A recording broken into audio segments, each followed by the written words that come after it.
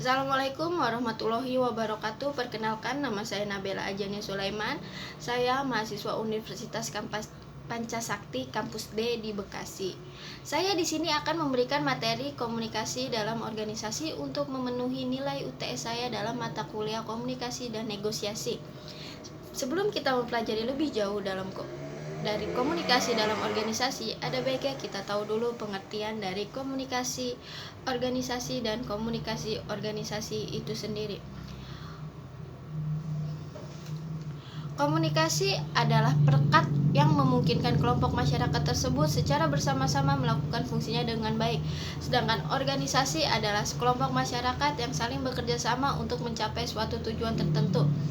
Sedangkan definisi komunikasi organisasi menurut beberapa ahli adalah komunikasi organisasi adalah sarana di mana manajemen mengkoordinasikan sumber bahan dan sumber daya manusia melalui pola struktur formal dan tugas-tugas dan wewenang. Itu menurut Robert Boddington. Namun menurut Wirianto, komunikasi organisasi adalah pengirim dan penerimaan berbagai pesan organisasi di dalam kelompok formal maupun informal dari suatu organisasi. Setelah itu kita akan mempelajari tentang kegiatan pertukaran informasi. Kegiatan pertukaran informasi seperti yang tertera pada gambar tersebut, di mana source berarti komunikator atau orang yang ingin memberikan atau melakukan komunikasi, channel adalah sarana untuk menyampaikan pesan, sedangkan receiver adalah komunikan atau orang yang menerima informasi.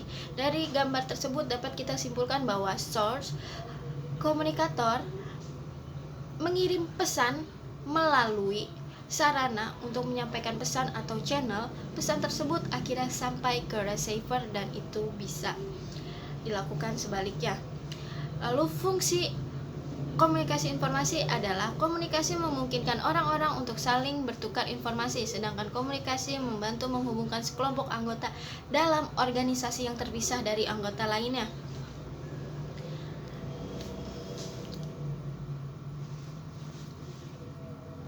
Lalu kita akan mempelajari tentang peran komunikasi. Peran komunikasi itu ada dua, yaitu dalam manajerial dan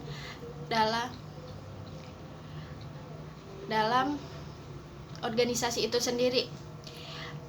Peran komunikasi dalam manajerial dibagi menurut Mintzberg dibagi menjadi tiga, yaitu interpersonal, informasional, dan decisional. Interpersonal dibagi menjadi tiga, yaitu tokoh, pemimpin, dan penghubung. Dimaksud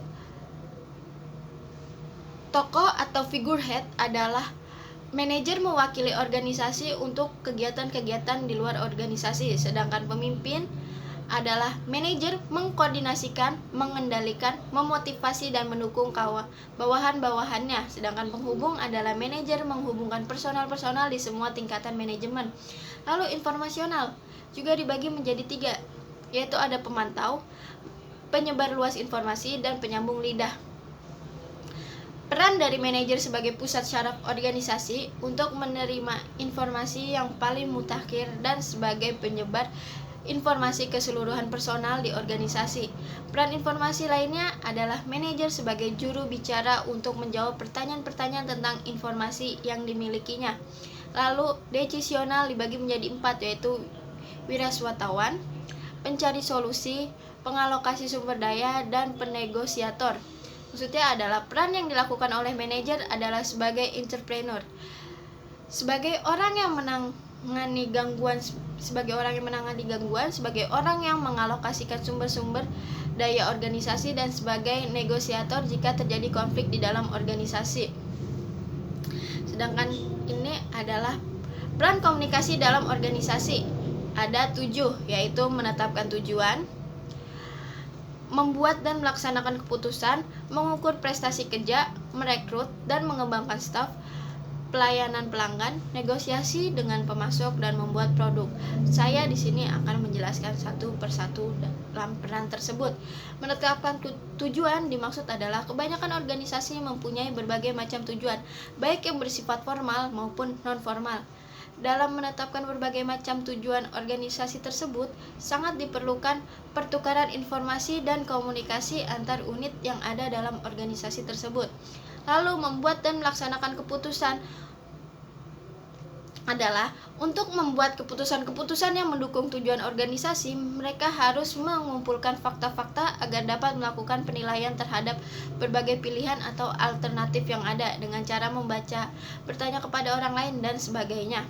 Lalu mengukur prestasi kerja. Saat keputusan telah dilaksanakan, manajemen perlu melakukan pengukuran untuk mengetahui apakah hasil yang diharapkan lebih tercapai. Yang keempat, merekrut dan mengembangkan staf. Jika suatu perusahaan ingin merekrut seseorang, ia harus mengumumkan secara terbuka, meneliti resume, dan melakukan wawancara dengan pelamar sehingga dapat ditentukan orang yang benar-benar cocok untuk menduduki jabatan yang tersedia. Lalu ada pelayanan pelanggan. Semua organisasi akan terhubung dengan para customer, baik itu internal maupun eksternal, atau pelanggannya dapat menggunakan komunikasi baik dalam bentuk formal maupun non-formal. Lalu negosiasi dengan pemasok. Melakukan negosiasi dengan berbagai pihak dan menyampaikan laporan perkembangan suatu perusahaan kepada pihak lain yang berkepentingan. Tentu saja memerlukan komunikasi dan dapat memuaskan kedua belah pihak yang saling bernegosiasi. Lalu membuat produk. Untuk menuangkan ide atau gagasan mengenai produk baru, kemudian menempatkannya dalam proses produksi sampai akhirnya menjadi suatu produk yang siap dipasarkan, diperlukan komunikasi yang baik di dalam organisasi tersebut. Setelah itu kita akan menjelaskan tentang pola komunikasi. Pola komunikasi itu ada dua, yaitu pola komunikasi formal dan informal. Dan saya akan menjelaskan lebih dulu tentang pola komunikasi formal. Pola komunikasi formal dibagi menjadi 4 bagian, yaitu komunikasi dari atas ke bawah, komunikasi dari bawah ke atas, komunikasi horizontal, dan komunikasi diagonal. Saya akan menjelaskan satu persatu. Komunikasi dari atas ke bawah adalah jalur komunikasi yang berasal dari atas manajer ke bawah atau karyawannya, merupakan penyampaian pesan yang dapat membentuk perintah instruksi maupun prosedur untuk dijalankan sebaik-baiknya untuk mencapai tujuan yang dikehendaki. Salah satu kelemahan saluran komunikasi ini adalah memungkinkan terjadinya penyaringan ataupun sensor informasi penting yang ditunjukkan kepada bawahannya. Sedangkan pola komunikasi dari bawah ke atas dapat berupa ide atau gagasan penyampaian pesan. Dalam komunikasi dari bawahan ke atas berasal dari bawahan. Bawahan terlibat secara langsung dalam proses pengambilan keputusan. Lalu ada pola komunikasi horizontal. Pola komunikasi horizontal adalah komunikasi yang terjadi antara bagian-bagian yang memiliki posisi sejajar atau sederajat dalam suatu organisasi. Tujuan komunikasi horizontal antara lain untuk melakukan persuasi, mempengaruhi, dan memberikan informasi kepada bagian atau departemen yang memiliki kedudukan sejajar. Lalu ada pola komunikasi diagonal. Komunikasi diagonal melibatkan komunikasi antara dua tingkat organisasi yang berbeda. Keuntungan komunikasi diagonal adalah penyebaran informasi biar lebih cepat dibanding bentuk komunikasi tradisional, memungkinkan individu dari berbagai bagian untuk departemen ikut membantu menyelesaikan masalah dalam organisasi. Kelemahan komunikasi diagonal adalah komunikasi diagonal dapat mengganggu jalur komunikasi yang rutin dan telah berjalan normal.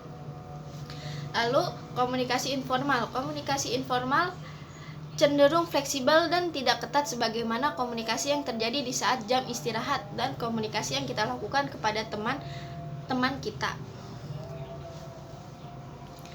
Baik, di sini saya akan memberi contoh kasus. Contoh kasus ini saya ambil dari berita yang saya dapat di situs berita online, yaitu tentang sekolah dan pandemi COVID-19. Pemda diizinkan buka sekolah pada Januari. Peta zonasi tidak lagi menentukan. Beritanya bisa dibaca seperti berikut. Setelah itu, saya akan menganalisis komunikasi organisasi yang terjadi di berita tersebut, yaitu memakai saluran komunikasi dari atas ke bawah. Maksudnya adalah Pemda memberikan informasi kepada sekolah-sekolah untuk dapat membuka sekolah, tapi dengan beberapa peraturan seperti menetapkan protokol kesehatan yang baik dan harus dengan seizin orang tua. Bahasa yang digunakan baku namun tidak bertele-tele dan langsung menuju poinnya, sehingga dapat dimengerti dengan mudah, lalu berisi banyak informasi penting. Informasi itu padat.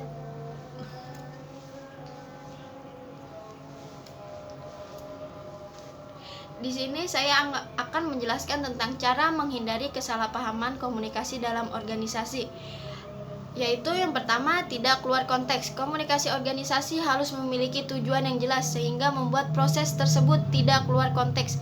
Distraksi yang mungkin saja terjadi adalah ketika proses komunikasi tersebut dipengaruhi oleh hal-hal lain yang bisa menyebabkan informasi tidak disampaikan dengan tepat. Yang kedua, penggunaan kalimat yang sederhana. Penggunaan kalimat yang sederhana memiliki makna bahwa komunikasi yang dilakukan hendaknya tidak terlalu bertele-tele. Yang ketiga, melihat latar belakang komunikan. Latar belakang komunikan juga perlu diketahui. Ini dalam rangka untuk mempermudah proses komunikasi yang akan kita lakukan. Perhatikan bahasa apa yang komunikan gunakan, termasuk adakah hal-hal tertentu yang perlu diperbaiki selama komunikasi dengannya. Lalu memperhatikan bahasa tubuh. Bahasa tubuh juga perlu kita perhatikan. Isyarat-isyarat nonverbal seperti misalnya pandangan yang kurang antusias, tangan yang menutup, ini akan mempengaruhi juga proses komunikasi organisasi apa yang dilakukan. Lalu kontrak waktu yang jelas. Penetapan kontrak waktu yang jelas adalah contoh komunikasi efektif dalam organisasi. Lalu penggunaan strategi komunikasi. Strategi komunikasi organisasi yang tepat juga diperlukan dalam koordinasi. Perhatikan jenis komunikasi yang akan digunakan, apakah komunikasi vertikal, horizontal, atau keluar, dan lain-lain sebagainya. Lalu ada pemahaman media komunikasi. Kita bisa memanfaatkan penggunaan video conference call ketika ada informasi penting yang sifatnya segera untuk disampaikan akan tetapi terhalang oleh jarak. Lalu ada evaluasi komunikasi. Setelah proses komunikasi dilakukan, jangan lupa lakukan evaluasi dengan membuat validasi informasi yang sudah dikirimkan. Apakah sama atau ada perbedaan tertentu? Hal ini penting supaya tidak ada kesalahan informasi, bisa segera dilakukan klarifikasi.